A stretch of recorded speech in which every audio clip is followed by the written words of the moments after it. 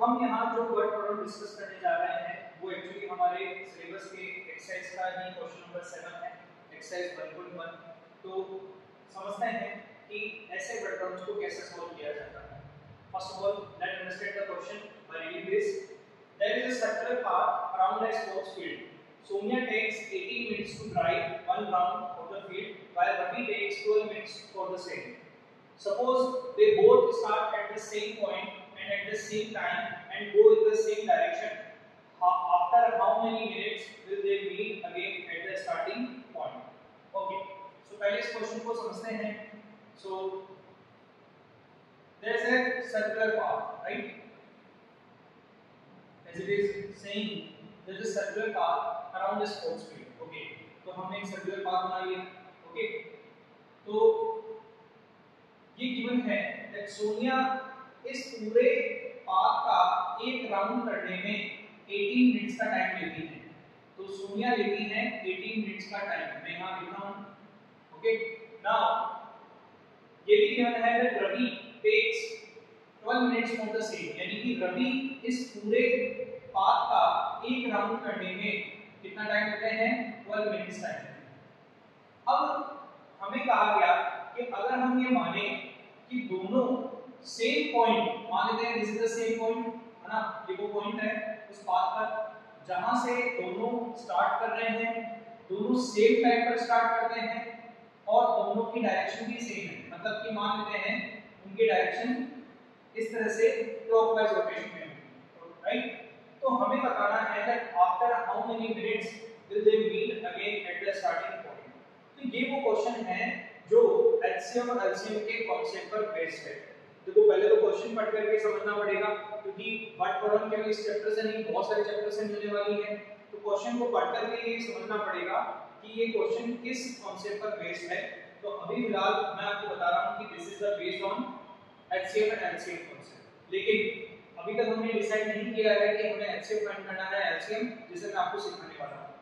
तो क्वेश्चन हमसे पूछ रहा है कि ये दोनों अगर सेम पॉइंट से स्टार्ट करें, if they start at the same point in the same direction at the same time, तो दोनों वापस इसी स्टार्टिंग पॉइंट पर, गौर करना ये इंपॉर्टेंट बात है, दोनों वापस इसी स्टार्टिंग पॉइंट पर कितनी देर बाद मिलेंगे, ऐसा हमने पूछा है.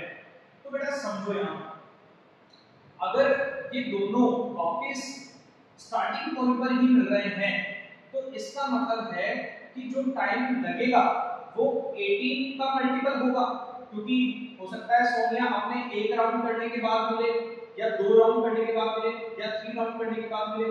तो जो भी टाइम लगेगा वो सोनिया के इस 18 मिनट्स का मल्टीपल होगा.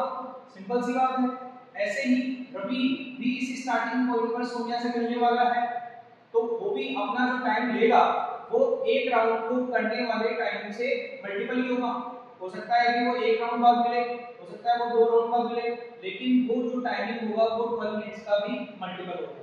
तो दैट मींस व्हाट कि हमें यहां जो टाइम रिक्वायर्ड है वो 18 मिनट्स का भी मल्टीपल रिक्वायर्ड है और 12 मिनट्स का भी मल्टीपल रिक्वायर्ड है.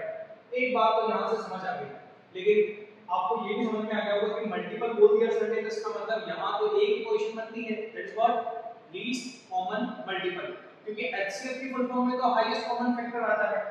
ठीक है, ये गैस आपका बहुत अच्छा है, लेकिन हमें इसे और अच्छे से समझना चाहिए. तो yes you are right that कि हम एलसीएम फाइंड करेंगे, लेकिन थोड़ा सा और समझते हैं.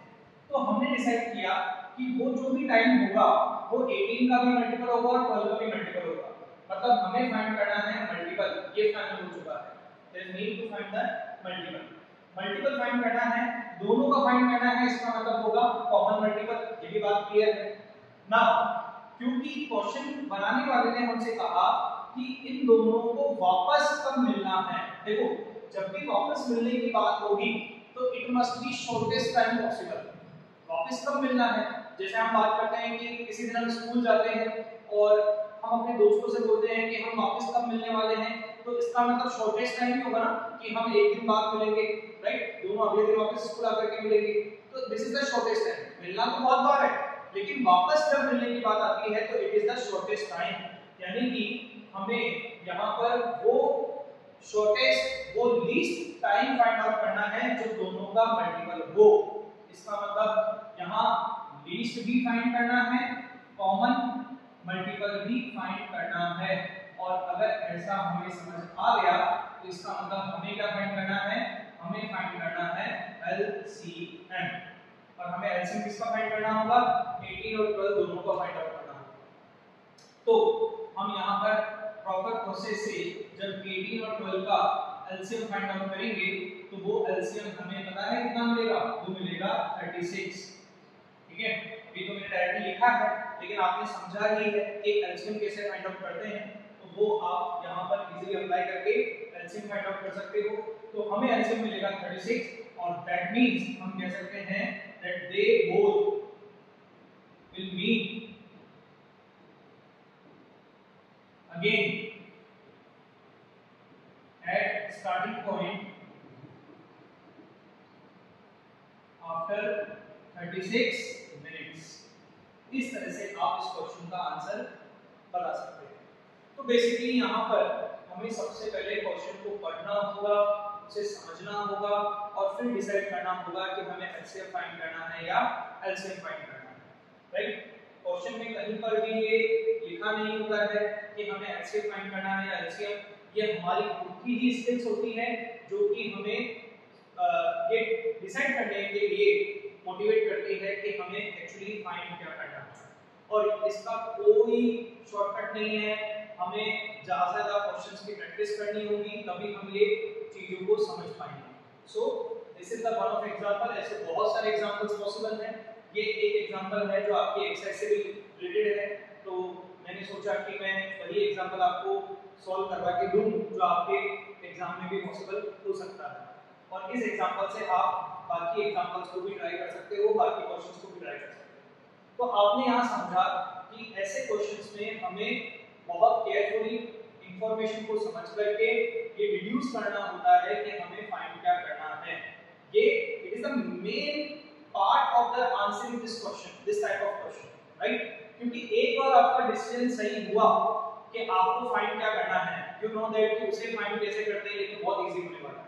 क्योंकि HCF फाइंड करना और LCM फाइंड करना ये तो आपने बहुत अच्छे से सीख ही लिया, लेकिन यहाँ मेन पार्ट जो होगा दैट इज टू डिसाइड कि हमें HCF फाइंड करना है या LCM फाइंड करना है। सो आई होप कि आपको इस क्वेश्चन